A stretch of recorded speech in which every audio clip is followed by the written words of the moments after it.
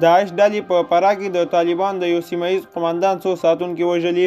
سلام ستړي مه شئ، وخت مو په خیر. په لوی افغانستان چینل کې د تا ښه راغلاست وایم. د نویو تازه خبرونو لپاره درسره لوی افغانستان چینل سبسکرایب کړئ. داعش په فراه کې د طالبانو د یو سیمه ییز قومندان څو ساتونکي وژلي. په فراه کې سیمه ییز سرچینې وایي چې په دغه ولایت کې د طالبانو د یو سیمه ییز قومندان پر کور د داعش اړوند اورپکو په برید کې د دغه قومندان څو ساتونکي وژل شوي دي.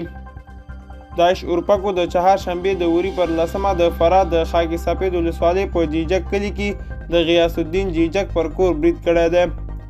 په دې برید کې د طالبانو سیمه ییز قومندان غیاث الدین جیجک ته زیان نه دی اوښتی، خو ځینې ساتونکي یې وژل شوي دي.